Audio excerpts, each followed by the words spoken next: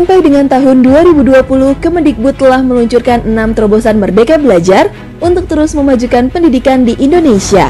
Transformasi pendidikan Indonesia dimulai dari Merdeka Belajar episode pertama yang mengganti ujian nasional, menghapus penerapan ujian sekolah berstandar nasional, menyederhanakan rencana pelaksanaan pembelajaran, serta mengatur zonasi penerimaan peserta didik baru agar mengakomodasi ketimpangan akses dan kualitas pembelajaran.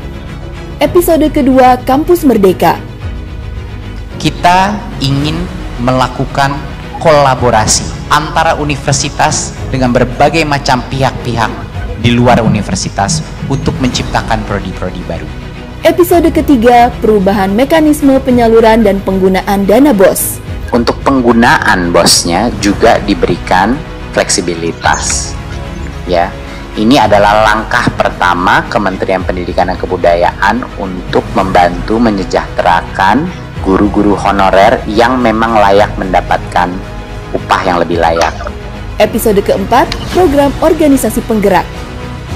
Paradigma Kementerian Pendidikan dan Kebudayaan itu akan berubah menjadi jauh lebih gotong royong. Kita akan menggerakkan sekolah-sekolah dengan yang namanya organisasi penggerak. Episode kelima, program guru penggerak. Reformasi pendidikan di Indonesia harus berawal dan berakhir kepada guru. Guru penggerak adalah ujung tombak perubahan transformasi pendidikan kita. Dan transformasi dana pemerintah untuk pendidikan tinggi sebagai episode ke-6 dari Merdeka Belajar.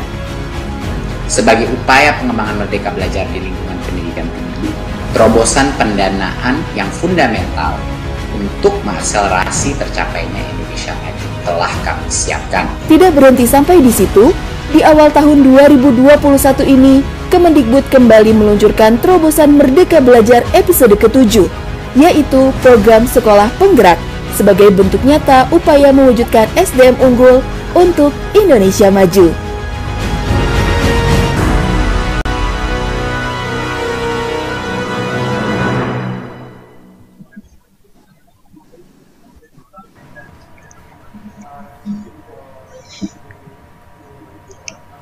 Assalamualaikum warahmatullahi wabarakatuh. Selamat siang dan selamat datang kepada seluruh hadirin dalam acara Merdeka Belajar episode ke-7 program Sekolah Penggerak. Senang sekali saya Astri Megatari dapat hadir di tengah Bapak Ibu semua. Telah hadir bersama kita pada siang hari ini yang kami hormati Menteri Pendidikan dan Kebudayaan Republik Indonesia Bapak Nadiem Anwar Makarim, Sekretaris Jenderal Kementerian Dalam Negeri Bapak Muhammad Hudori, dan Ketua Komisi 10 DPR RI Bapak Syaiful Huda. Dan juga saya ingin mengucapkan selamat siang kepada Sekjen Kemendikbud Bapak Ainun Naim, Dirjen PAUD Dasmen Kemendikbud Bapak Jumeri, Dirjen GTK Kemendikbud Bapak Iwan Syahril, dan Kabalit Bangbuk Kemendikbud Bapak Toto Suprayitno. Selamat siang Bapak-Bapak semua. Selamat siang. Selamat siang. Baik, terima kasih sudah bergabung. Dan Bapak Ibu semua, acara pada siang hari ini juga dihadiri oleh para gubernur, bupati, wali kota, dan kepala dinas pendidikan di seluruh Indonesia. Halo Bapak Ibu semua, selamat siang. Terima kasih sudah bergabung bersama kami pada siang hari ini. Iya, dan tak lupa saya juga ingin mengucapkan selamat siang kepada seluruh tamu undangan dan para hadirin sekalian. Semoga kita semua selalu berada dalam lindungan Tuhan Yang Maha Esa. Iya, Bapak dan Ibu sekalian, seperti kita ketahui, saat ini kita masih bersama-sama berjuang melawan pandemi COVID-19. Namun, pandemi ini tidak menjadi penghalang dan menghentikan langkah kita untuk terus memajukan pendidikan di Indonesia. Para pendidik tetap berjuang bersama untuk memberikan yang terbaik untuk para peserta didik. Dan pada siang hari ini kita akan menyaksikan peluncuran Merdeka Belajar episode ke-7 program Sekolah Penggerak yang nantinya dapat terus memberikan semangat kepada para pendidik dan peserta didik di Indonesia. Baik, tanpa berlama-lama kita akan mengetahui lebih dalam lagi tentang Merdeka Belajar episode ke-7 program Sekolah Penggerak. Untuk itu, saya ingin mengundang kepada yang terhormat Menteri Pendidikan dan Kebudayaan Bapak Nadiem Anwar Makarim untuk memberikan paparan. Selamat siang Pak Menteri. Selamat siang. Silakan Pak untuk memberikan paparannya. Terima kasih. Assalamualaikum warahmatullahi wabarakatuh.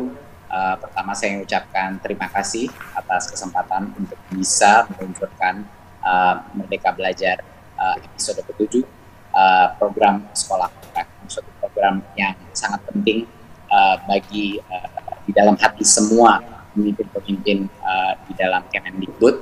Dan setelah merumuskan rencana ini hampir setahun, kita akhirnya alhamdulillah bisa meluncurkan acara ini. Jadi kita akan masuk dalam presentasinya langsung. Visi kita sebenarnya cara paling mudah untuk menjelaskan visi daripada reformasi pendidikan di Indonesia itu adalah profil pelajar Pancasila. Kita tidak mungkin bisa menjelaskan dengan cara lebih baik apa yang kita inginkan untuk sistem pendidikan kita daripada ciri-ciri, profil-profil daripada manusia yang kita inginkan pada saat mereka keluar dari sistem pendidikan kita. Jadi sistem pendidikan kita ini akan berancang-ancang kepada 6 profil pelajar Pancasila ini, yaitu spiritualitas atau keimanan bertakwa kepada Tuhan Yang Maha Esa dan berakhlak mulia. Ini adalah spiritualitas dan moralitas. Kedua adalah berkebinekaan global. Ini adalah kebinekaan, mencintai keberagaman, mempunyai berbagai macam sudut pandang, mencintai perbedaan pendapat, dan punya perspektif global, karena masa depan kita adalah global, dan di level apapun di masyarakat, semua di masa depan kita, kompetisi kita pun akan global. Ketiga adalah bergotong royong, kemampuan bekerja dalam tim, kemampuan saling membantu, kemampuan berempati, karena tidak akan ada aktivitas apapun di bidang ekonomi atau di bidang apapun di masa depan yang tidak membutuhkan kerjasama yang kolaboratif dan yang produktif. Keempat adalah kreativitas atau kemampuan berpikir dengan perspektif-perspektif berbeda, kemampuan untuk menyelesaikan masalah-permasalahan yang mungkin belum pernah terlihat, dan kemampuan dan keberanian untuk melakukan inovasi. Dan yang kelima adalah bernalar kritis, kemampuan memecahkan masalah, kemampuan kemampuan untuk bisa menggunakan apa yang kita tahu untuk memecahkan masalah-masalah yang belum kita ketahui, yang belum kita selesaikan. Ini adalah kemampuan bernalar kritis, kemampuan memproses informasi secara kritis, tidak dimakan saja itu informasi, tapi juga di-challenge, diproses, dan diciptakan untuk menyelesaikan masalah-masalah yang pragmatis dan masalah-masalah yang ada di dunia kita sebagai individu dan sebagai bangsa. Dan tentunya yang terakhir adalah kemandirian atau kemampuan untuk mendorong diri sendiri, kemampuan untuk membuat keputusan sendiri, dan kemampuan untuk menjadi pembelajar sepanjang hayat, continuous learning seumur hidupnya. Ini adalah goal kita. Kita tidak mungkin bisa mencapai profil pelajar Pancasila ini kalau kita tidak melakukan transformasi unit pendidikan kita. Inilah yang kita maksudkan dengan sekolah penggerak. Sekolah penggerak adalah yang duluan maju dulu, melakukan transformasi. Karena kita tidak bisa serentak melakukannya sama seluruh sekolah di Indonesia, tapi harapannya kita nanti ke depan semua sekolah menjadi sekolah penggerak. Jadi ini adalah awal daripada perjalanan 10-15 tahun ke depan untuk mencapai sampai semua sekolah menjadi sekolah penggerak. Ya, dan ini adalah transformasi yang holistik. Berikut. Ya, sekolah penggerak itu adalah katalis. Ya, sekolah penggerak adalah sekolah yang berfokus kepada pengembangan hasil belajar siswa secara holistik. Ini mungkin bagi banyak orang merasa ini sesuatu yang sangat jelas gitu, bahwa hasil belajar, berfokus kepada pengembangan hasil belajar itu harusnya menjadi tugas dari unit pendidikan. Tapi kenyataannya banyak sekali sekolah-sekolah kita belum melakukan transformasi paradigma ini.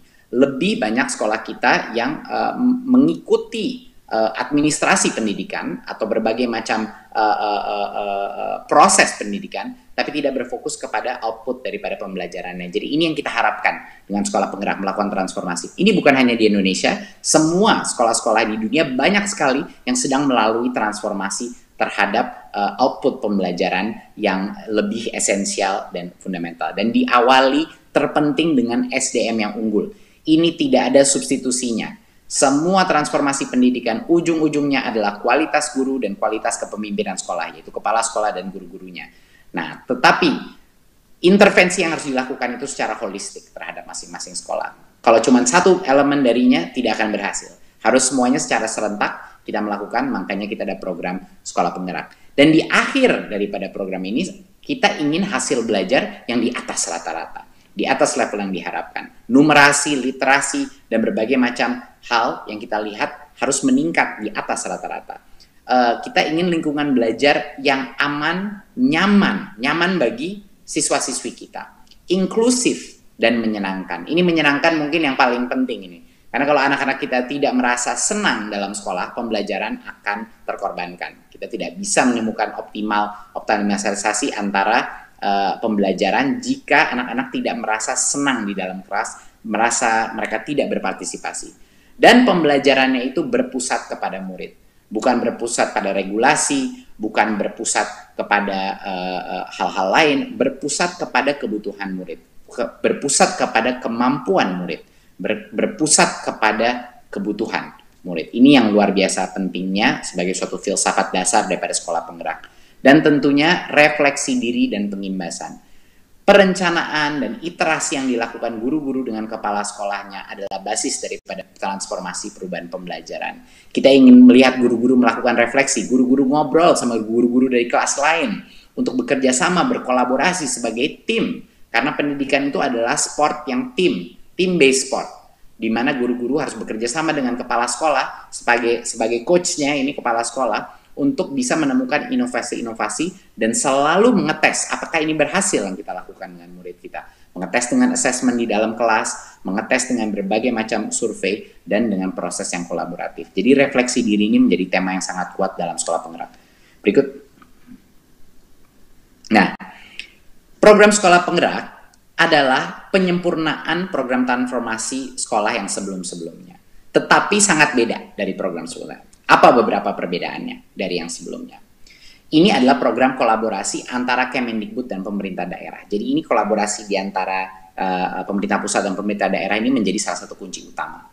Kedua, intervensi ini dilakukan secara holistik. Ini bukan hanya intervensi misalnya dari sisi kurikulum atau proses belajar, bukan hanya intervensi pelatihan guru aja, bukan dari intervensi kita menyerang literasi saja, bukan hanya intervensi kita berikan mungkin laptop atau barang-barang digital, bukan. Ini adalah satu program paket yang holistik, mulai dari SDM, proses pembelajaran, perencanaan belajar, penggunaan teknologi, dan juga pendampingan pemerintah daerah. Jadi benar-benar semua variabel ini dikeroyok untuk melakukan transformasi budaya sekolah ini. Ketiga, apa bedanya adalah ini ruang lingkup yang mencakup seluruh kondisi sekolah. Jadi kita tidak, ini sangat penting, ini kita tidak memilih sekolah-sekolah unggulan, bukan. Karena sukses dari program ini bukan bahwa secara absolut sekolah ini menjadi yang terbaik, bukan.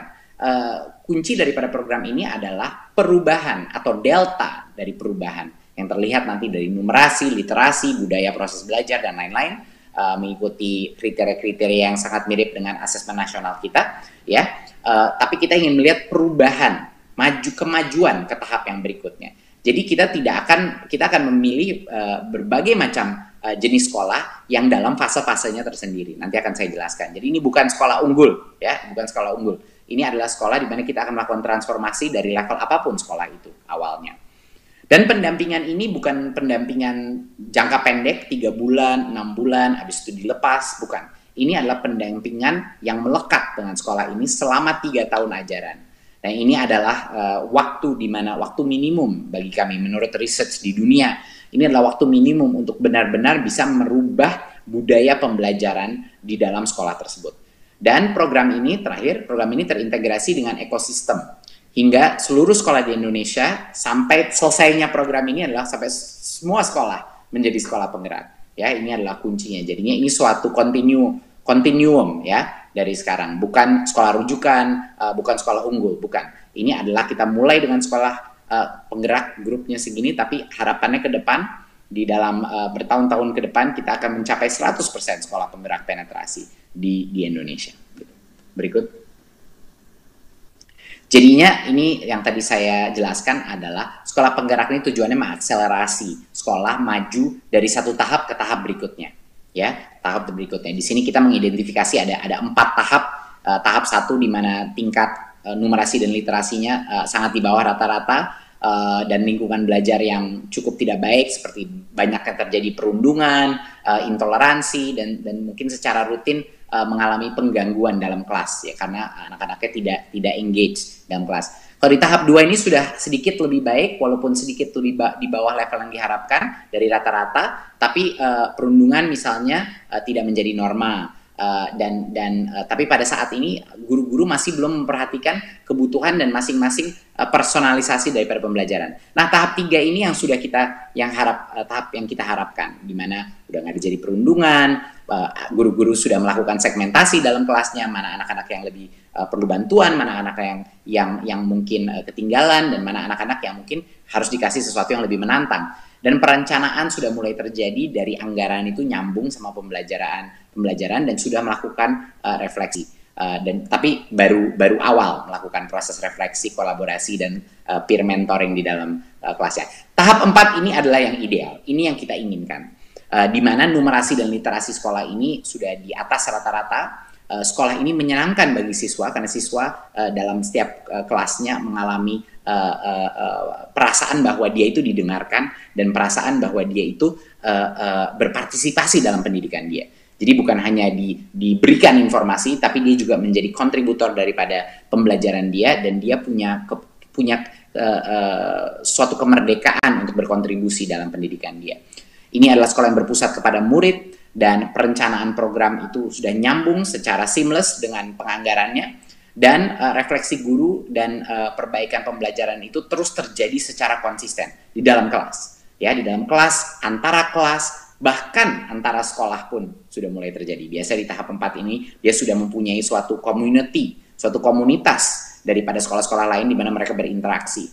Dan guru dan kepala sekolahnya melakukan pengimbasan secara berkala yang intensif juga. Jadi ini adalah harapan kita mencapai tahap 4 ini untuk semua sekolah, tapi kita akan memilih sekolah-sekolah yang mulainya di tahap 1. Kita akan memilih sekolah-sekolah mulai di tahap 2 dan tahap 3. Jadi sekali lagi, ini bukan sekolah unggul atau sekolah rujukan, kita tidak akan melakukan itu, karena yang terpenting buat kita adalah deltanya, perubahannya yang terjadi.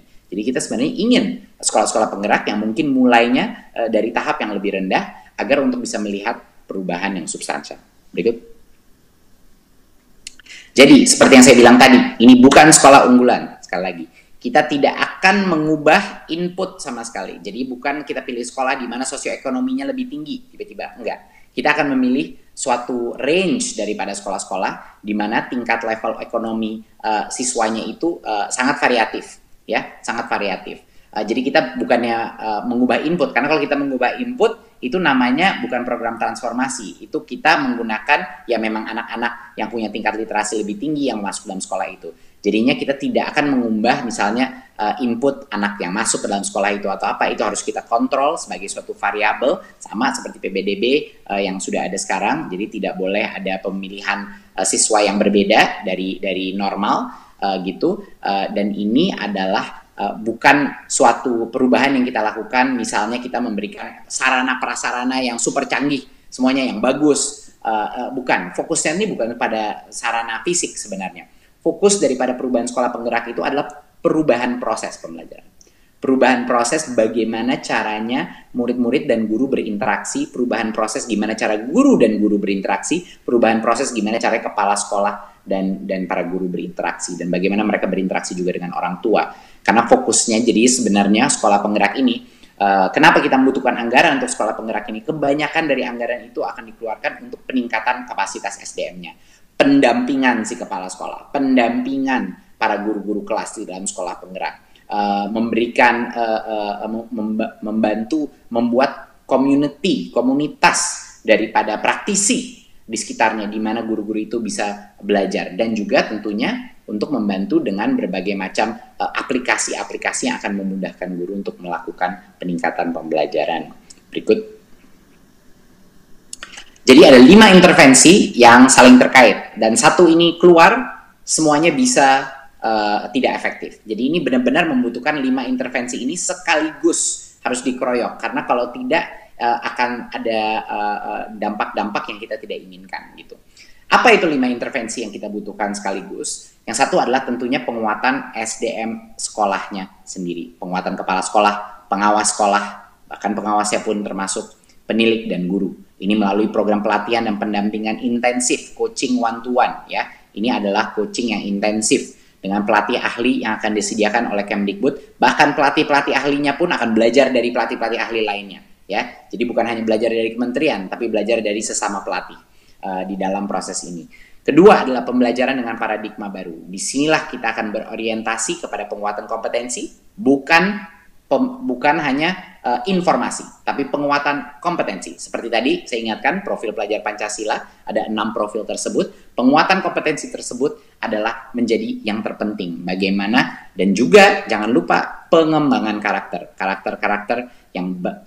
yang berasal daripada 6 profil tadi pelajar Pancasila, itu juga akan kita tanamkan, terutama nilai-nilai Pancasila. Karena ini dampaknya sangat positif kepada pengembangan kognitif juga. Jika anak-anak itu mempunyai identitas dan guru-gurunya punya karakter yang baik, moralitas yang baik, mereka juga akan mengalami pembelajaran yang lebih nyaman dan menyenangkan di dalam lingkungan sekolahnya.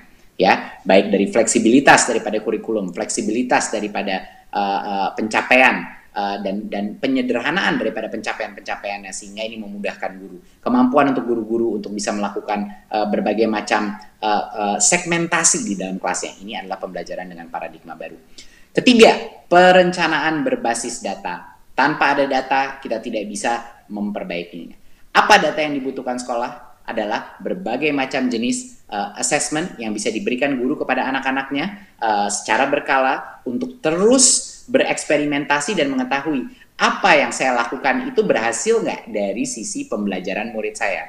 Jadi seperti seorang ilmuwan, sama saja guru itu seperti ilmuwan. Dia menggunakan suatu strategi dan dia harus melihat apakah strategi itu berhasil atau tidak berhasil dalam melakukan proses pembelajaran yang baru. Nah, inilah perencanaan berbasis data yang ingin kita jadikan budaya di dalam sekolah-sekolah ini dan didukung dengan teknologi tentunya.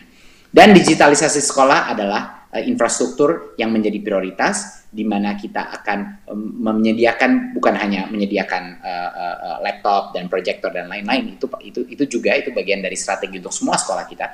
Tetapi yang terpenting di sini adalah memberikan tool atau alat-alat, software, aplikasi-aplikasi yang akan kita pertama luncurkan di sekolah-sekolah penggerak kita untuk bisa memberikan bantuan atau dukungan kepada guru-guru dan kepada kepala sekolah untuk mengelola sekolah yang berorientasi kepada siswa, yang berorientasi kepada pembelajaran. Dan yang terakhir, intervensi terakhir adalah pendampingan konsultatif dan asimetris dengan pemerintah daerah.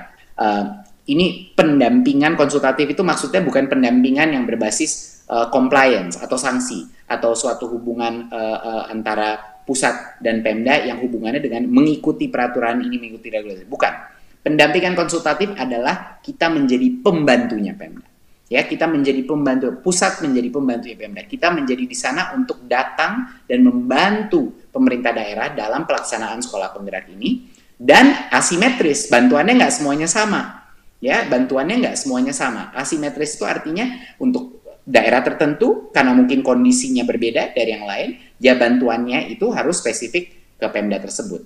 Gitu, bukan disamaratakan, bukan diseragamkan di seluruh sekolah. Berikut. Nah, kita mulai masuk ke dalam poin-poin 5 intervensi tadi ya. Yang pertama adalah tadi yang saya bilang persis, konsultatif dan asimetris. Ya, Kemendikbud melalui UPT-UPT di masing-masing provinsi memberikan pendampingan kepada Pemda provinsi dan kabupaten dalam perencanaan program sekolah penggerak. Ya, jadi kelibatannya ini sangat intensif dan asimetris. Tidak semua, tidak one size fits all, tidak seragam jenis bantuannya di masing-masing daerah. Ini penting sekali. Ini penting sekali untuk diyakini bahwa filsafat hubungan antara pemerintah pusat dan daerah ini harus berubah, di mana kita menjadi pendamping dan membantu mereka dalam melaksanakan transformasi pendidikan tersebut. Bukan hanya mengecek hasilnya, bukan hanya memberikan anggaran saja lalu meminta hasilnya, tapi juga mendukung dan membantu cara melakukan perubahan tersebut. Berikut, penguatan SDM sekolah. Ini adalah core daripada program sekolah penggerak. Jadi hampir semua anggaran dan usaha daripada pemerintah pusat ini akan berasal dari penguatan SDM ini. Ini yang mayoritas daripada waktu dan intensitas ini ada di sini.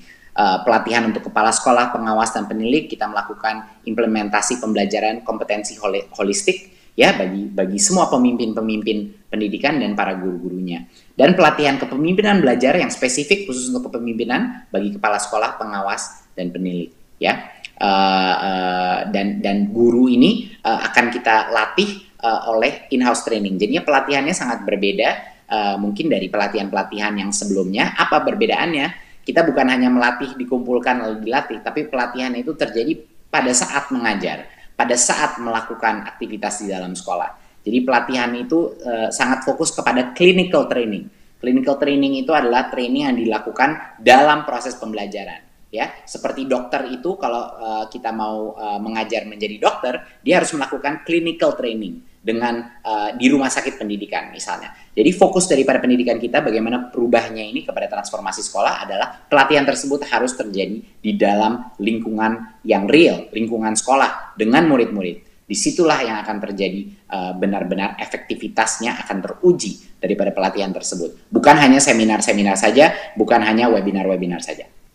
Dan pendampingan untuk kepala sekolah ini lebih intensif lagi, ya, pelatihan in-house itu yang saya maksudkan, clinical training in-house, lokakarya tingkat kabupaten kota juga kita pergunakan, menggunakan konsep komunitas belajar atau praktisi. Jadinya bukan belajar dari ahli-ahli kita aja, tapi ini saling-saling sekolah antara sekolah penggerak dan guru-guru sekolah penggerak, antara kepala sekolah penggerak juga akan saling melakukan interaksi.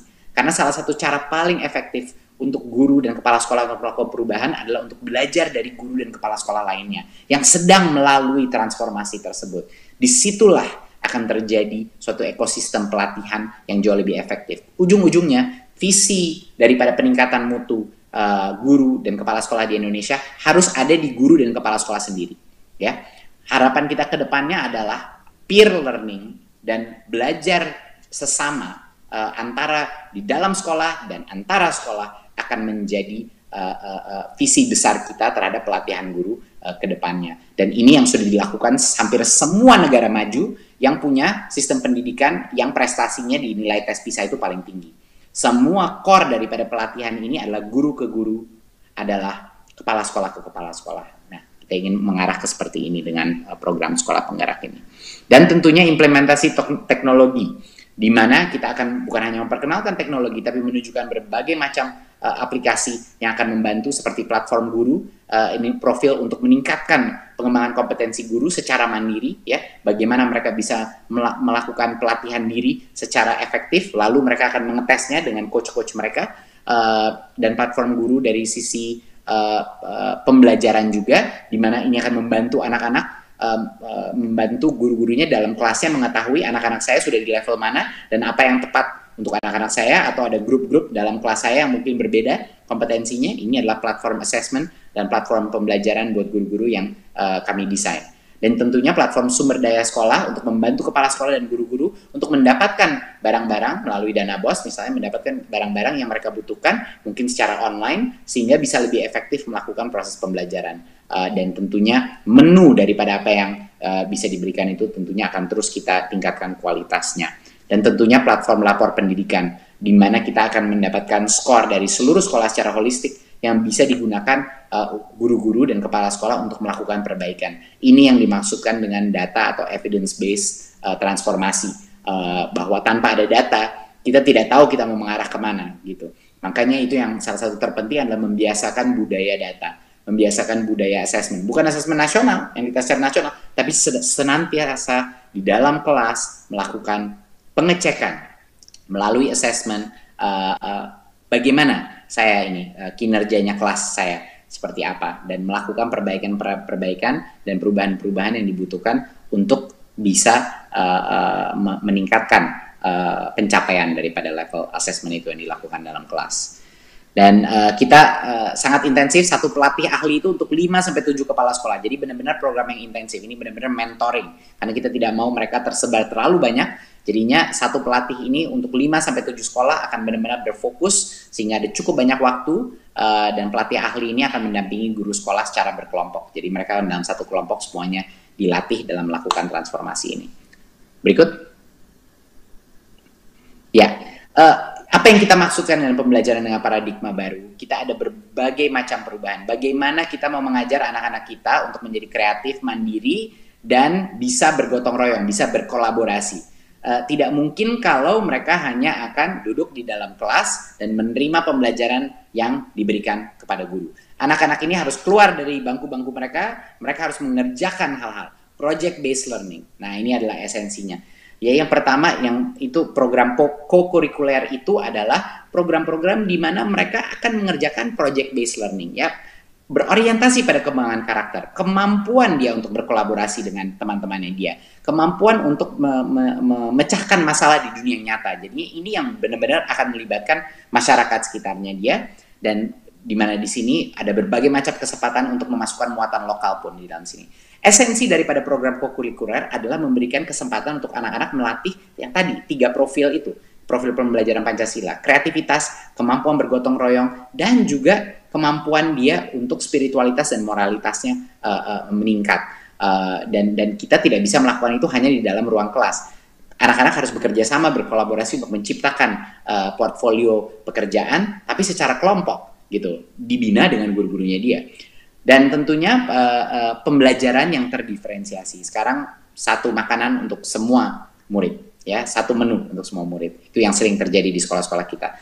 Dengan adanya program intrakurikuler, pembelajaran itu menjadi terdiferensiasi, ya, di mana kita bisa melakukan, misalnya ada guru yang akan mengecek ternyata mereka ketinggalan di numerasi mungkin 1-2 tahun sebelumnya, nggak apa-apa, dia bisa balik 1-2 tahun sebelumnya untuk bisa mengejar anak-anak ketertinggalan tersebut. Karena kalau dia terus aja melalui di level itu, anak-anak itu akan kewalahan dan mulai akan putus asa dengan kesulitannya. Sama juga kalau ternyata dia mengetahui bahwa banyak sekali grup dari anak-anak di kelas dia yang sudah jauh di atas level yang lain. Nah, anak-anak itu harus juga diberikan sesuatu yang lebih merangsang intelektualitas dia. Jadi ini adalah yang dimasukkan terdiferensiasi. Capaian pembelajaran yang disederhanakan. Kita sering sekali mendengar juga banyak sekali guru-guru yang suka bingung melihat apa sebenarnya standar pencapaian yang dibutuhkan mengikuti kurikulum kita. Jadi ini yang penyederhanaan kurikulum, penyederhanaan standar pencapaian itu akan menjadi fokus di dalam sekolah-sekolah penggerak ini.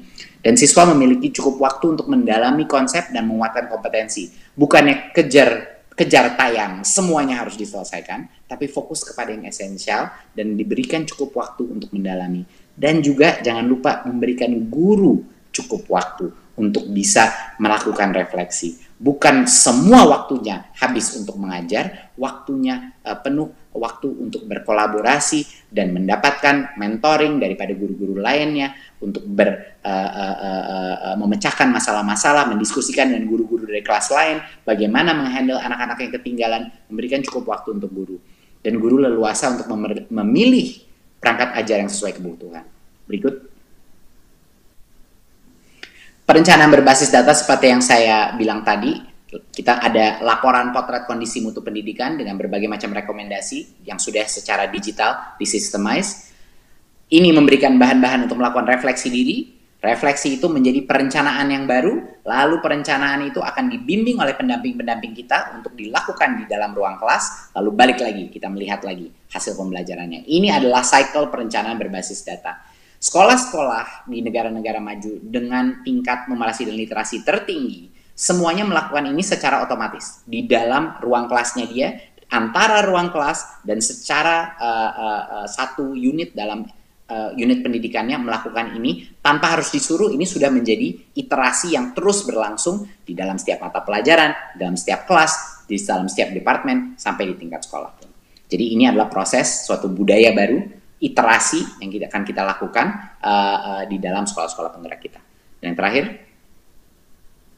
adalah digitalisasi sekolah. Tentunya semua ini tidak bisa terjadi kalau kita tidak memberikan berbagai macam toolkit digital yang akan membantu guru-guru melakukan tugas ini. Seperti yang saya bilang tadi, platform guru dari sisi peningkatan kompetensinya sendiri ya, untuk menjadi semacam mini universitas bagi gurunya untuk meningkatkan kompetensinya, tapi sesuai dengan kebutuhannya. Platform guru pembelajaran, di mana ini adalah untuk membantu murid-muridnya dalam kelasnya untuk mengetahui muridnya di mana level kompetensinya dan apakah yang mereka lakukan itu berhasil meningkatkan kompetensi mereka. Dan platform sumber daya sekolah yang benar-benar mendigitalisasi perencanaan dan penganggaran sekolah tersebut dan pembelian pengadaan barang-barang yang lebih efisien dan efektif. Dan dashboard rapor pendidikan, yaitu dashboard daripada seluruh sekolah tersebut yang bisa diakses guru dan kepala sekolah untuk mengetahui kondisi sekolah mereka seperti apa untuk melakukan refleksi diri. Berikut. Dengan adanya sekolah penggerak, pembelajaran harapannya akan menjadi lebih bermakna dan sesuai dengan perkembangan zaman. Izinkan kami memutarkan video mengenai sekolah penggerak. Jadi program sekolah penggerak ini akan mempercepat peningkatan mutu pendidikan di daerah. Sekolah-sekolah penggerak ini harapannya ke depannya akan menjadi klinik-klinik bagi sekolah-sekolah di sekitarnya untuk datang dan melakukan mentoring dan peer learning dengan guru-guru lainnya. Karena seperti yang kita tahu, transformasi di semua daerah itu sangat penting adanya tempat-tempat berkonsultasi dan mendapatkan pembelajaran dengan budayanya masing-masing, di dalam desanya masing-masing, di dalam kecamatannya masing-masing, sehingga mereka itu lebih terinspirasi untuk melakukan perubahan. Jadi efek multiplier-nya ini adalah sekolah penggerak ini akan nanti bisa mementor sekolah-sekolah di sekitarnya dia untuk meningkatkan kemampuannya, dan nanti juga akan diberikan resource atau sumber daya untuk bisa membantu sekolah-sekolah di sekitarnya. Dan daerah-daerah bisa saling sharing praktek-praktek baik dalam perkembangan sekolah penggerak ini, dan akan ada platform-platform yang akan menonjolkan praktek-praktek baik ini agar bisa dipelajari. Jadinya ini bukan kompetisi, ini adalah kolaborasi dan inovasi, dan itulah esensi daripada perubahan pendidikan. Bukannya suatu esensi yang berdatang dari persaingan antara sekolah, bukan, tapi adalah yang sebenarnya yang membedakan sistem-sistem pendidikan paling maju di dunia adalah kemampuan berkolaborasi, kemampuan berinovasi dan berkolaborasi antara sekolah, antara guru, antara kepala sekolah. Dan ini adalah fokus daripada program sekolah penggerak kita. Berikut. Seperti yang kita tahu, ini adalah target kita, ya. Tahun ini, karena kita pertama kali meluncurkan program ini, akan sekitar 2.500 targetnya, tapi akselerasinya akan sangat cepat. Di tahun kedua, mulai 10.000 sekolah penggerak, tahun ketiga, 20.000 sampai dengan 40.000 di tahun keempat. Dan harapannya di tahun-tahun kedepannya, kita akan mencapai mayoritas sampai dengan 100% sekolah kita sudah melakukan transformasi sekolah penggerak ini. Dan ini sesuai dengan peta jalan pendidikan Indonesia. Jadi ini yang kita lakukan, bahwa ini bukan, sekali lagi, ini bukan sekolah unggulan, ini bukan sekolah yang nanti jadi sekolah favorit, karena inputnya tidak berubah dan dipilih dari berbagai macam level, ya, baik dari level yang mungkin tingkat numerasi dan literasinya masih belum memadai, belum masih di bawah rata-rata, tapi kita ingin melihat perubahan yang terjadi melalui proses transformasi ini. Berikut. Kita akan melihat sekarang video mengenai kepala sekolah penggerak.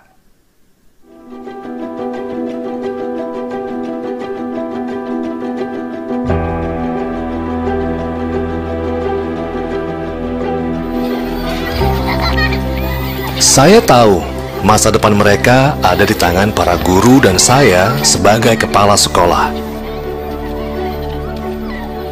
Selama ini saya sudah berusaha untuk selalu membuka hati dan pikiran untuk mengembangkan kemampuan guru, karena saya tahu semua guru memiliki potensi yang luar biasa. Itulah tugas saya sebagai kepala sekolah, untuk menciptakan tim yang hebat demi masa depan para siswa. Namun saya sadar perjuangan ini tidaklah mudah. Banyak hal yang perlu diperbaiki bersama. Administrasi yang membebani guru, guru yang kurang kreatif dan inovatif, kurang beragamnya sumber bahan pelajaran, dan kurangnya dukungan dari berbagai pihak.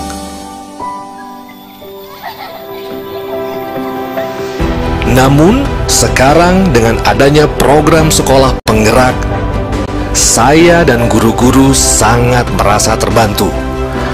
Kami tidak hanya mendapatkan pelatihan, tapi juga pendampingan dari pemerintah selama 3 tahun. Dan akan ada platform digital yang meringankan beban administrasi sekolah. Saya tidak bisa sendiri. Kita harus bersinergi melakukan ini semua. Kita harus bergerak. Kita harus menembus batas kemampuan diri kita sendiri, karena masa depan para siswa ada di tangan kita. Mari, para kepala sekolah, ikuti program sekolah penggerak untuk Indonesia yang lebih maju.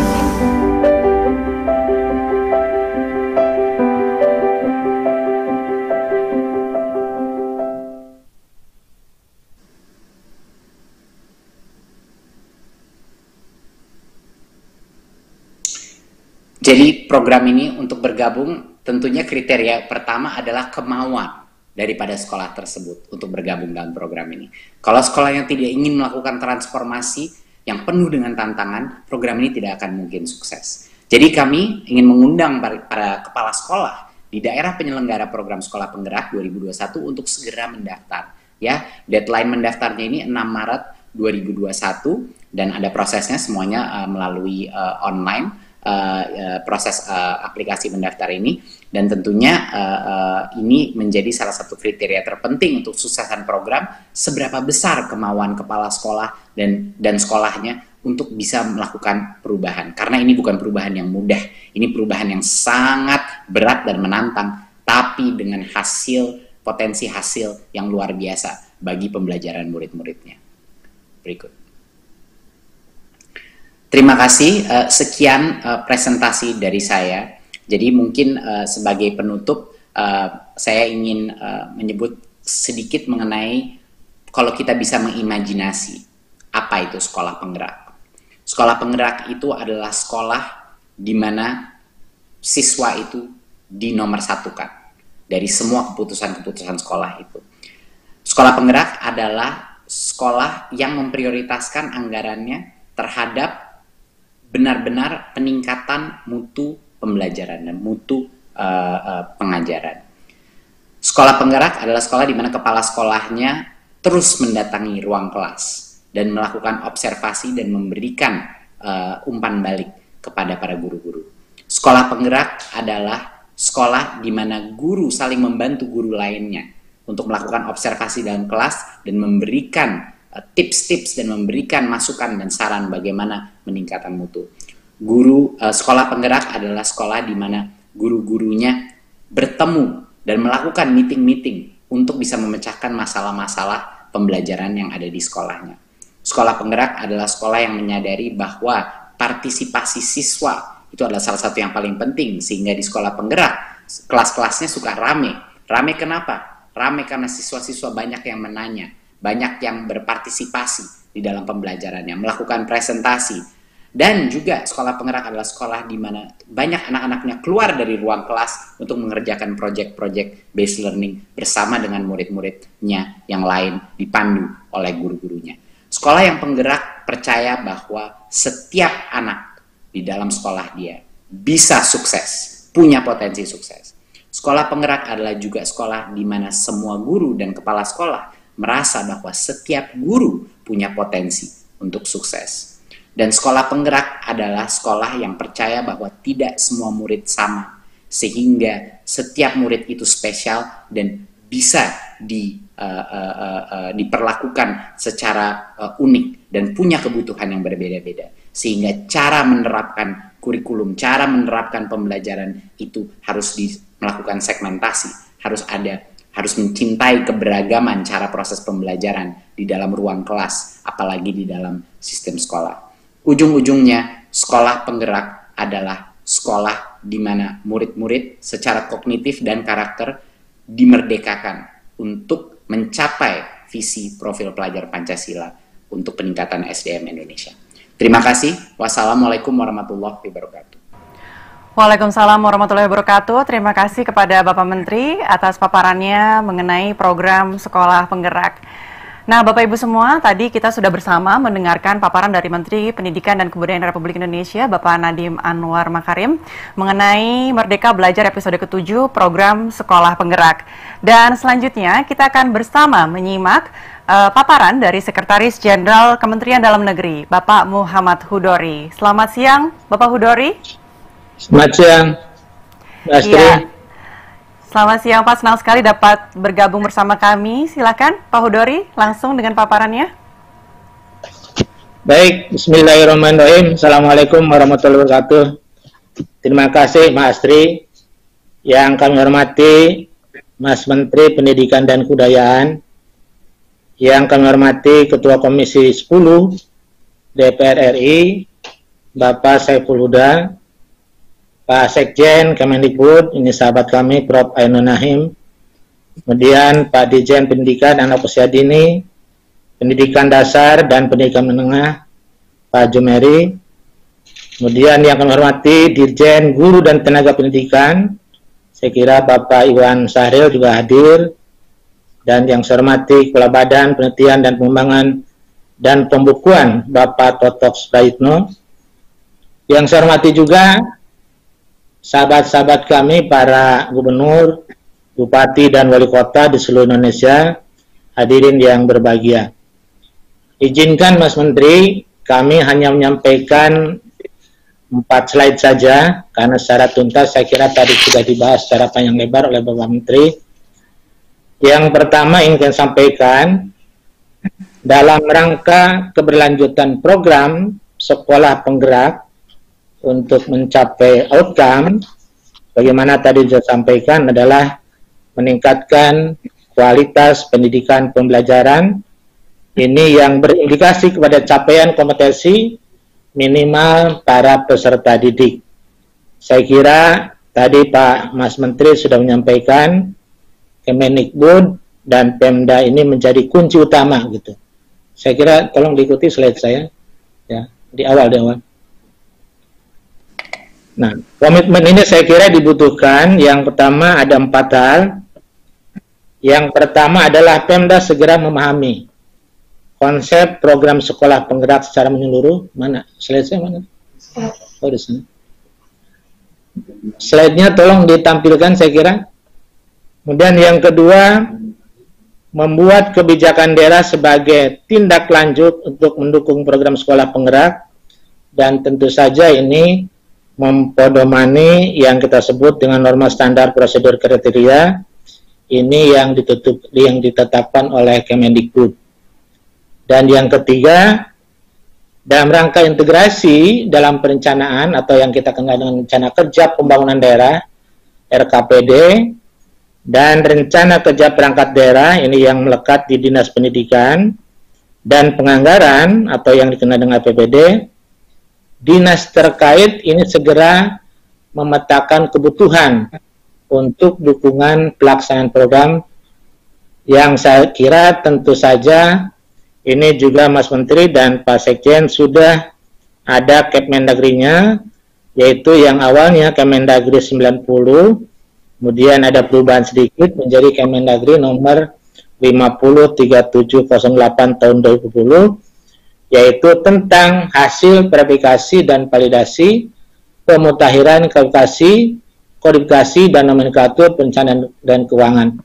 Saya kira norma ini sudah diatur dalam Permendagri 90, di mana daerah dalam konteks ini harus sesegera mungkin, yaitu merencanakan dan menganggarkan sebagaimana saya sampaikan tadi yang tertuang dalam Permendagri 90 2018 saya kira. Itu yang ketiga. Kemudian yang keempat, yang perlu menjadi komitmen saya kira dari kepala daerah, tidak merotasi kepala sekolah, guru, dan SDM lainnya selama minimal 4 tahun khusus untuk sekolah negeri. Ini saya kira terutama tadi di sekolah yang menjadi sekolah penggerak.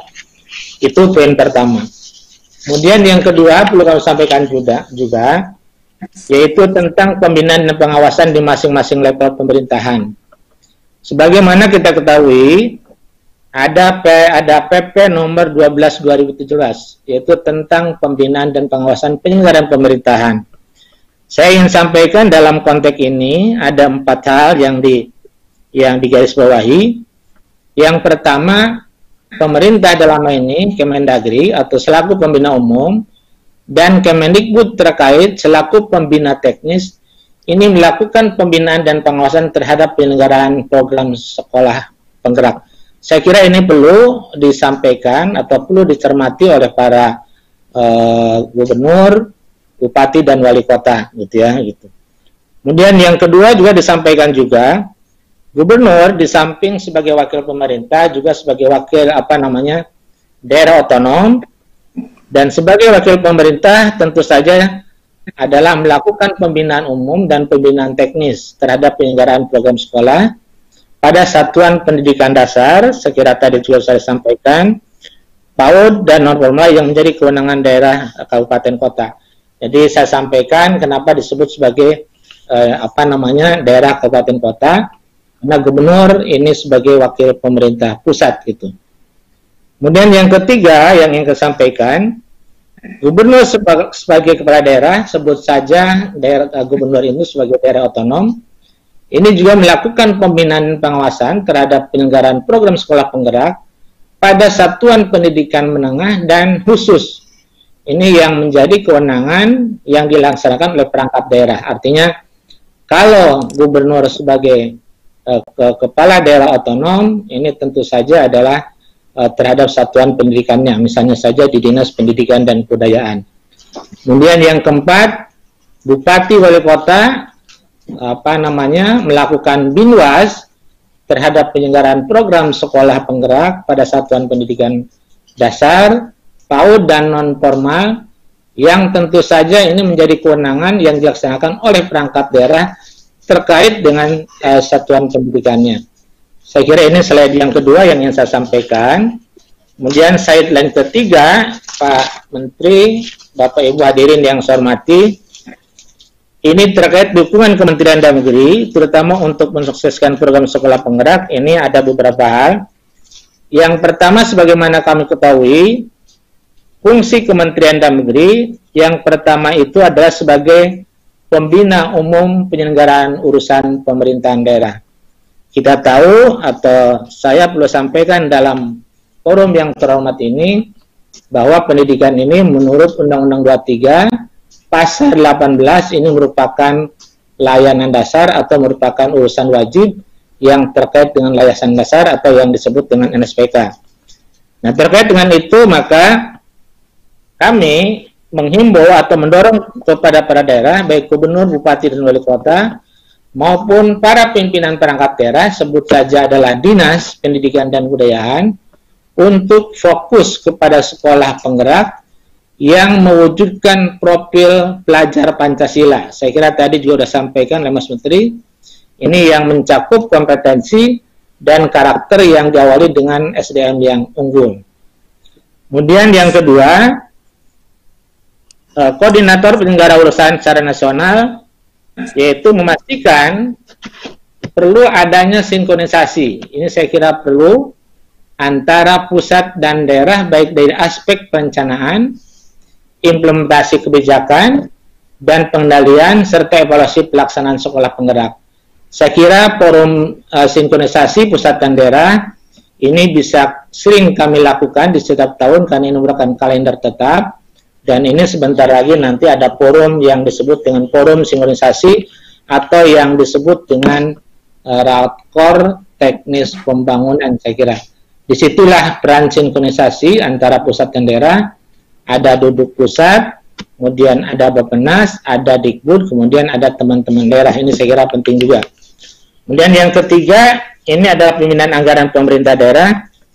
Jadi sekali lagi kami mendorong kepala daerah untuk menyiapkan dukungan APBD, makanya tadi kami mengawali dengan yang disebut dengan RKPD, kemudian ada yang disebut dengan juga penganggaran, dan diawali tentu yaitu melakukan sinkronisasi pusat dan daerah atau yang dikenal dengan Kortek. Saya kira kenapa kita lakukan Kortek, nanti supaya ketahuan siapa berbuat apa, pusat berbuat apa, kemudian provinsi berbuat apa, kemudian kabupaten kota berbuat apa.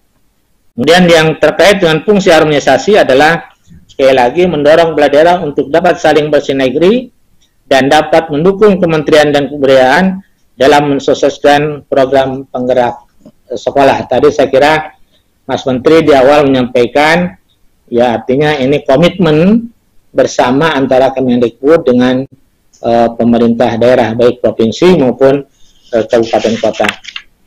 Terakhir kami yang ingin sampaikan karena waktunya sedikit adalah penekanan terutama. Yang pertama, gubernur diminta untuk dapat melakukan pengendalian dan tidak merotasi pendidik dan tenaga pendidikan yang telah memiliki kemampuan dalam melaksanakan yang disebut dengan program sekolah penggerak. Itu yang utama. Kemudian dalam rangka mewujudkan tercapainya tujuan penyelenggaraan program sekolah penggerak, dan menjamin berjalannya secara efisien dan efektif sesuai dengan NSPK. Saya kira ini NSPK nanti yang menyusun adalah Kementerian Pendidikan dan Kebudayaan. Ini juga diperlukan pembinaan dan pengawasan di masing-masing level pemerintahan, sebut saja mungkin di pusat, provinsi, dan kabupaten kota. Ini tentu saja nanti mengacu kepada PP 12 tahun 2017 tentang Binwas Penyelenggaraan Pemerintah Daerah. Kemudian yang ketiga yang tidak kalah penting, yang perlu kami sampaikan adalah untuk memperkuat koordinasi antara Kementerian Dalam Negeri sebagai pembina umum dan Kemendikbud sebagai pembina teknis. Saya kira dalam beberapa waktu yang lalu ini perlu diusulkan juga semacam MOU, yaitu dalam penyelenggaraan program sekolah, penggerak ke sekolah, sebagaimana yang disampaikan dalam rapat koordinasi secara virtual pada tanggal 29 Desember 2020. Kemudian yang keempat, pelaksanaan program penggerak di daerah ini saya kira perlu disinergikan.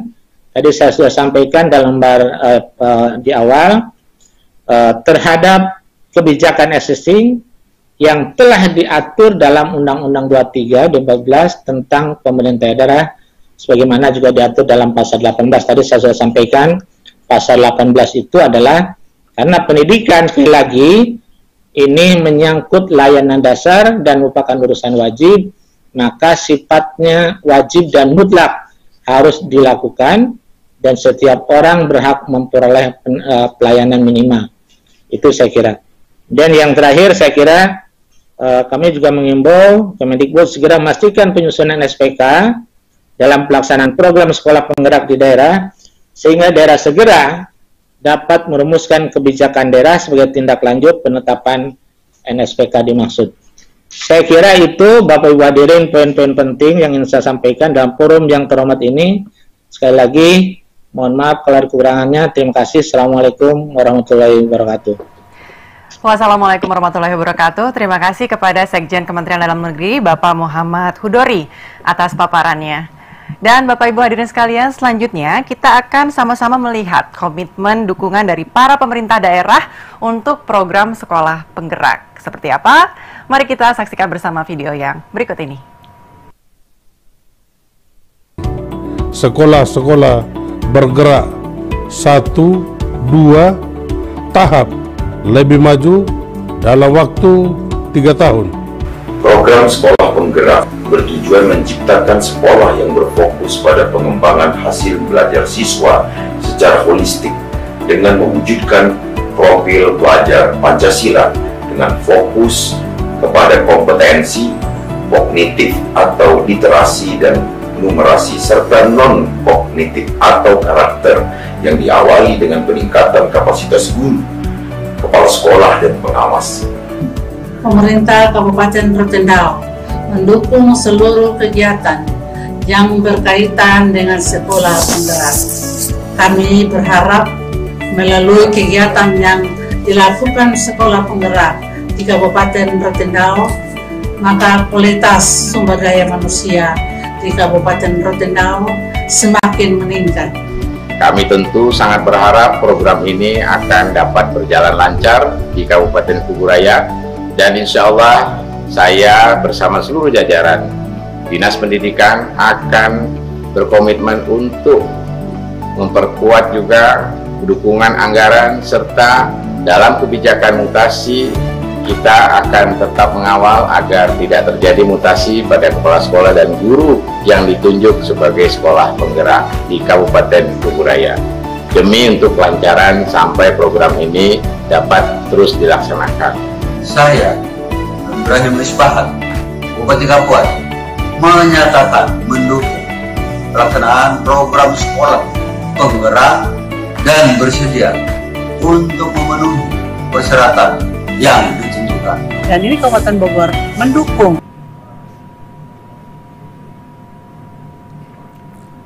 Ya, kalau tadi kita sudah melihat dukungan langsung dari para pemerintah daerah, kali ini kita akan menyimak bersama sambutan dari Ketua Komisi 10 DPR RI, Bapak Syaiful Huda. Selamat siang, Pak Syaiful. Selamat siang, Mbak. Terima kasih, Pak, sudah bergabung bersama kami. Silakan langsung dengan sambutannya. Terima kasih. Assalamualaikum warahmatullahi wabarakatuh. Selamat siang kepada yang terhormat Mas Menteri Nadiem, Mas Mendikbud, Pak Sekjen Kemendagri, Pak Muhammad Hudori beserta seluruh jajaran, Pak Sekjen Kemendikbud, Prof. Ainun, Dirjen Pak Udit Dasmen, Pak Jumeri, dan Pak Toto, Balitbanbuk Kemendikbud, dan Mas Iwan Syahrir, selaku Dirjen GTK Kemendikbud RI. Bapak Ibu sekalian, semua yang hadir, yang saya hormati, saya banggakan,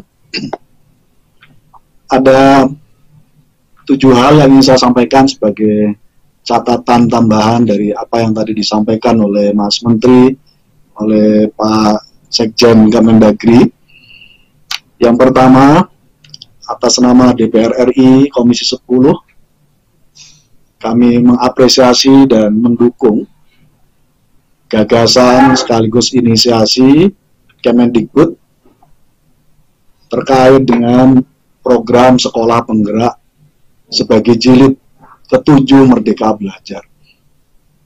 Program ini di mata kami adalah ujung dari apa yang menjadi peta jalan pendidikan Merdeka Belajar yang selama ini sudah diinisiasi dan memasuki episode yang ke-7. Semua langkah terobosan inisiatif ini patut kita apresiasi dalam semangat, dalam upaya percepatan transformasi pendidikan kita di masa-masa yang akan datang. Yang kedua, inisiasi program sekolah penggerak ini kami letakkan sebagai bagian dari penyempurnaan peningkatan mutu sekolah yang sudah beberapa kali diinisiasi oleh Kemendikbud. Karena itu, apa yang tadi dipaparkan oleh Mas Menteri, kekhawatiran publik juga supaya ini tidak menjadi bagian dari melanggengkan stereotip adanya sekolah unggulan, ada sekolah tidak unggulan, ada sekolah hebat, ada sekolah pinggiran, dan seterusnya, adalah bagian dari PR yang harus kita jawab, bahwa sekolah penggerak tidak pada konteks untuk menjadikan pembeda dari sekolah-sekolah, tidak melanggengkan stereotip terkait dengan ada sekolah unggulan dan sekolah pinggiran itu. Nah, tentu terkait dengan ini, semua regulasi, semua apa yang tadi disampaikan oleh Mas Menteri menjadi bagian dari utuh semangat menanggalkan stereotipe apa yang sudah terjadi selama ini. Yang ketiga, sebagai sebuah program sekolah penggerak, saya kira pada level gagasan dan konsep sudah cukup bagus. Tinggal kita tunggu implementasinya di lapangan.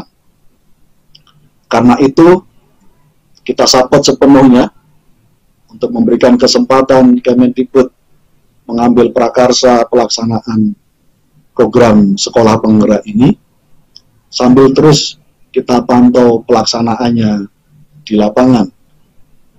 Karena seringkali adanya gap antara gagasan dan implementasi, ini yang perlu kita terus perbaiki dan inisiasi secara terus-menerus supaya sekolah penggerak ini sesuai dengan apa yang menjadi cita-cita dan harapan kita semuanya. Catatan kami yang keempat adalah menyangkut soal pentingnya aspek sosialisasi yang sifatnya direct atau langsung melibatkan seluruh stakeholder baik guru dan kepala sekolah yang ada di lingkungannya masing-masing. Pada konteks sosialisasi ini, kita mendorong Kemendikbud untuk membentuk tim khusus supaya apa yang menjadi target sekolah penggerak ini betul-betul difahami, betul-betul menjadi bagian dari utuh apa yang menjadi agenda besar kita, yaitu transformasi pendidikan di Indonesia. Bapak Ibu sekalian yang saya hormati, catatan kami yang kelima adalah menyangkut soal tentu tidak mudah menjadikan sekolah sebagai sekolah penggerak. Butuh ekosistem lingkungan yang mendorong betul terciptanya proses pembelajaran yang baik. Sebagai yang disampaikan oleh Mas Menteri, semua ini adalah berpusat kepada kepemimpinan kepala sekolah dan guru di sekolah kita masing-masing. Tapi jujur harus diakui, isu terkait dengan kepala sekolah dan peran guru yang menentukan bagi pelaksanaan sekolah Merdeka Belajar ini, sebagaimana kita ketahui, saat ini masih terkait langsung dengan isu kesejahteraan guru, isu sarana dan prasarana sekolah, dan berbagai hal yang lain. Tentu terkait dengan ini butuh afirmasi khusus dari kita semuanya, tidak terkecuali pemerintah provinsi dan pemerintah kabupaten kota, untuk membangun komitmen yang sama. Sebagaimana tadi disampaikan, tidak ada rotasi di tengah atau mutasi di tengah seorang kepala sekolah memimpin pelaksanaan program sekolah penggerak ini. Sekaligus kita jadikan momentum rekrutmen 1 juta guru P3K sebagai momentum untuk memperkuat bagi pelaksanaan sekolah penggerak ini.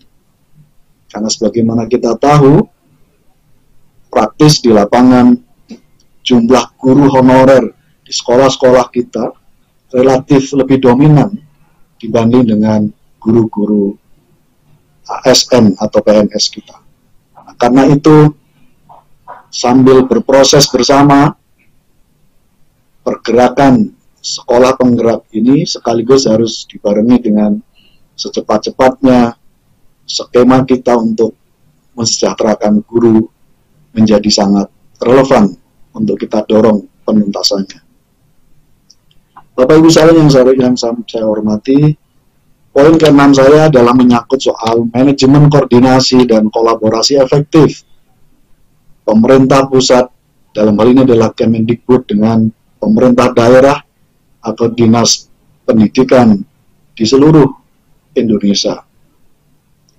Semua celah yang berpotensi untuk mendelay, menurunkan tingkat efektivitas program sekolah penggerak harus segera ditutupi dengan skema membuat aturan atau regulasi yang mengikat kepada semua pihak. Apa yang menjadi komitmen Kemendagri melalui Pak Sekjen, Pak Muhammad Khudori, saya kira melengkapi bagaimana supaya semua celah yang selama ini sering menjadi kritik ketidakefektifan antara apa yang menjadi gagasan pemerintah pusat, terjadi gap yang lebar di tingkat kabupaten, kota, dan provinsi, menjadi penting. Karena itu sekali lagi terima kasih, kita tadi melihat video komitmen dari Bupati, dari Gubernur, yang memberikan tanda kepada kita semuanya bahwa pemerintah daerah siap menyambut program sekolah penggerak ini. Yang terakhir, tentu semua ini tidak kita duga semua. Program sekolah penggerak yang semestinya kita jalankan dalam suasana normal, tantangan yang harus kita hadapi hari ini adalah kondisi objektifnya kita sedang mengalami darurat COVID-19. Tentu terkait dengan ini butuh skema yang harus diadaptasikan, direlevansikan dengan suasana darurat COVID. Butuh effort yang pasti berbeda dibandingkan dengan suasana normal kita dalam menghadapi dunia pendidikan ini. Karena itu, tantangan objektif di depan mata kita sampai hari ini terkait dengan COVID-19 ini harus menjadi bagian dari skema transisi dalam melaksanakan sekolah penggerak kita, terutama 1 tahun ke depan. Selamat, semoga program ini menjadi bagian dari utuh untuk percepatan transformasi peningkatan mutu sekolah kita yang ada di seluruh Indonesia. Semoga Allah Subhanahu wa Ta'ala meridhai semua langkah dan jalan kita. Wallahul muwaffiq ila aqwamit thoriq. Wassalamualaikum warahmatullahi wabarakatuh. Waalaikumsalam warahmatullahi wabarakatuh. Terima kasih kepada Ketua Komisi 10 DPR RI, Bapak Syaiful Huda, atas sambutannya.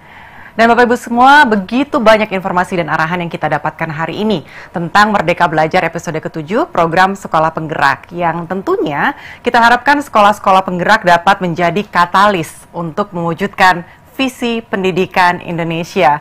Saya mengucapkan terima kasih kepada para narasumber kita pada siang hari ini, Menteri Pendidikan dan Kebudayaan Bapak Nadiem Anwar Makarim, Sekjen Kemendagri Bapak Muhammad Hudori, dan juga Ketua Komisi 10 DPR RI Bapak Syaiful Huda. Terima kasih atas waktu dan dukungan yang sudah diberikan pada siang hari ini. Dan saya persilakan untuk Bapak Muhammad Hudori dan juga Bapak Syaiful Huda untuk meninggalkan acara pada siang hari ini dan berkenan melanjutkan ke agenda selanjutnya. Untuk Bapak Menteri, saya mohon untuk tetap tinggal di tempat, Pak, karena sebentar lagi kita akan masuk ke sesi tanya jawab dengan para teman-teman media terkait dengan Merdeka Belajar episode ke-7 program Sekolah Penggerak. Dan saat ini saya juga ingin mengundang Dirjen PAUD Dasmen Bapak Jumeri, Dirjen Guru dan Tenaga Kependidikan Bapak Iwan Syahril, Sekretaris Jenderal Kemendikbud Bapak Ainun Naim, dan juga Kabalit Bangbuk Bapak Toto Suprayitna untuk bergabung bersama di sesi tanya jawab siang hari ini. Selamat siang Bapak-Bapak semua. Selamat siang. Selamat siang, Mbak Astri. Iya, sudah siap ya Pak ya untuk menjawab pertanyaan pada siang hari ini, karena ini sudah banyak nih pertanyaan yang masuk dari rekan-rekan media. Oke, untuk pertanyaan yang pertama sudah masuk pertanyaan dari Mehmet dari Kompas.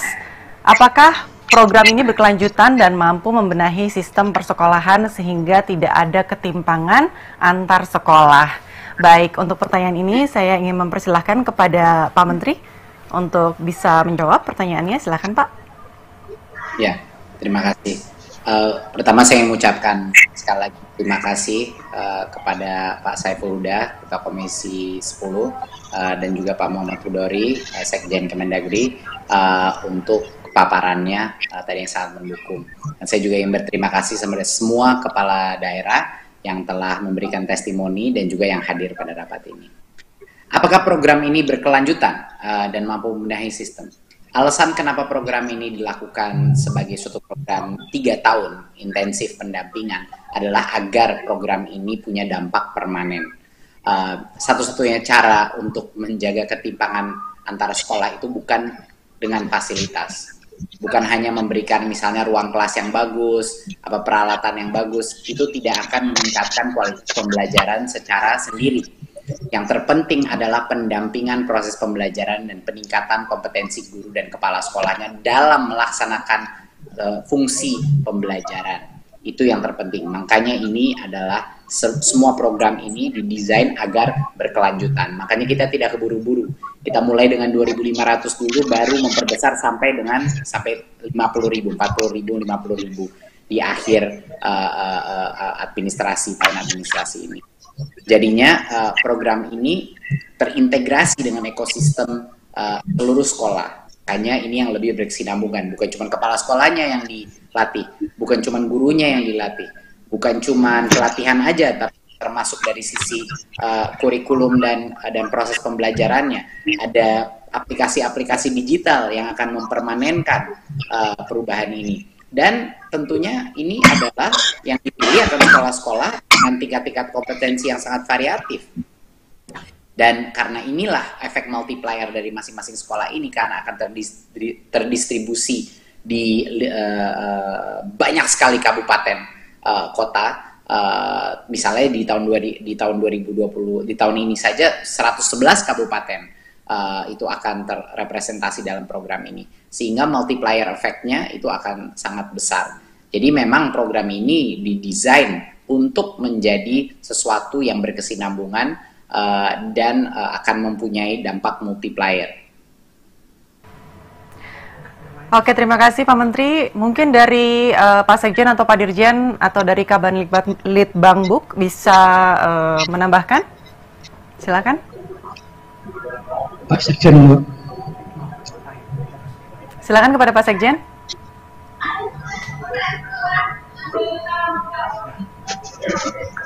Cukup berat, saya nggak ada tambahan. Baik. Baik Pak, terima kasih.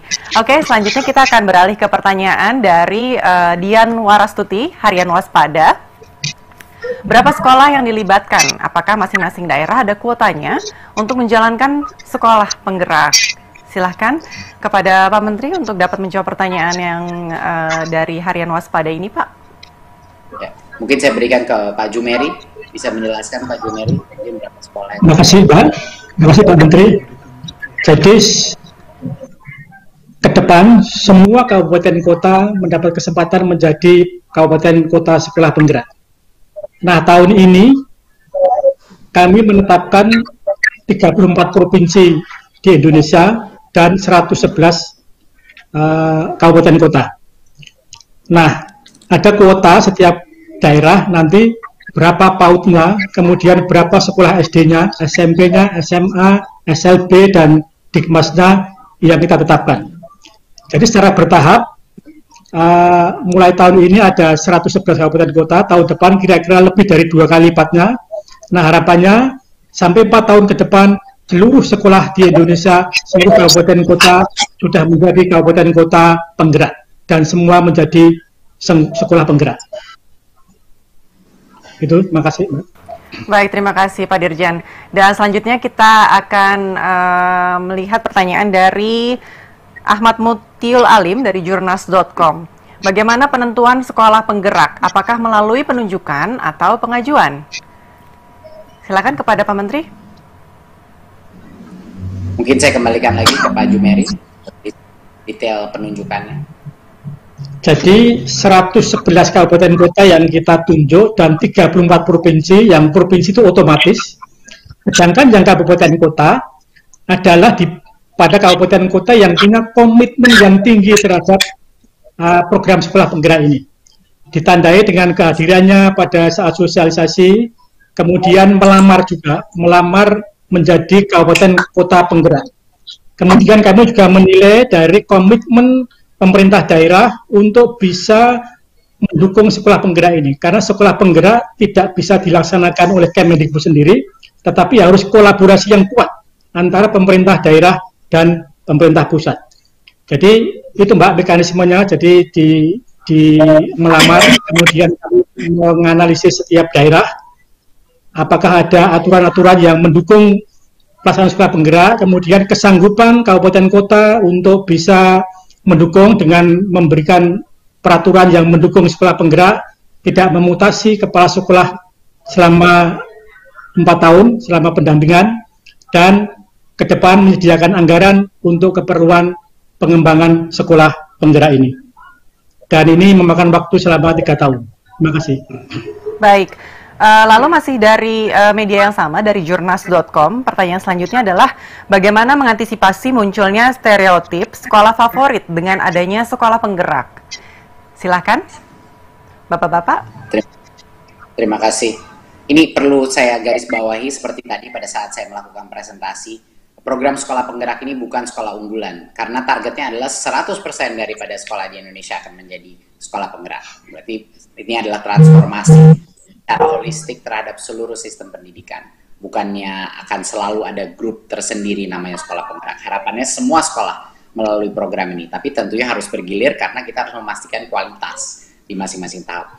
Dan inilah kenapa seperti yang buat kita tidak memilih sekolah-sekolah yang sudah unggul, malah kita memilih sekolah-sekolah dengan berbagai macam tahap. Tadi kan ada presentasi tahap 1, 2, 3, 4. Kita akan memilih sekolah dari berbagai macam tahap. Ada yang dari tahap 1 mulainya, dari tahap 2, dan selanjutnya. Jadinya kita benar-benar dari sisi geografi sangat variatif, dan juga dari sisi awal mereka bergabung dalam program ini juga akan ada diversifikasi gitu. Jadinya ini bukannya kita memilih sekolah-sekolah yang memang sudah unggul, kita memilih sekolah yang punya minat dan kemauan untuk melakukan transformasi seperti yang Pak Jumeri tadi bilang. Karena ini luar biasa tantangannya bagi kepala sekolah dan juga bagi para Pemda. Minat dan kemauan Pemda dan para kepala sekolah untuk berpartisipasi itu adalah kunci daripada kesuksesan program ini. Jadi kami akan benar-benar secara hati-hati memilih berdasarkan keminatan dan kemauan masing-masing kepala sekolah ini untuk melakukan transformasi. Dan ini juga bukan hanya di sekolah negeri, tapi juga di sekolah swasta. Jadinya bagi yang mengira ini hanya pelakuan program sekolah penggerak di sekolah negeri, itu tidak benar. Ini ada sekolah negeri dan sekolah swasta dengan kondisi yang sangat beragam. Dan harapannya yang kita ukur nanti dari kesuksesan itu adalah seberapa jauh mereka berkembang dari posisi awal mereka.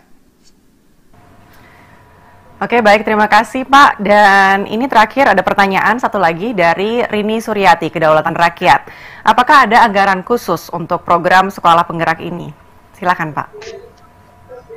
Ya, ini dari Pak Sekjen. Ya, terima kasih Mas Menteri, Bapak Ibu yang saya hormati. Jadi seperti disaksikan tadi, program sekolah penggerak ini kan merupakan kolaborasi antara Kementerian Pendidikan dan Kebudayaan dengan pemerintah daerah. Nah, kita saksikan bersama komitmen pemerintah daerah dan juga komitmen dari Kementerian Dalam Negeri dalam mendukung dan mengarahkan pemerintah daerah berkaitan dengan anggarannya.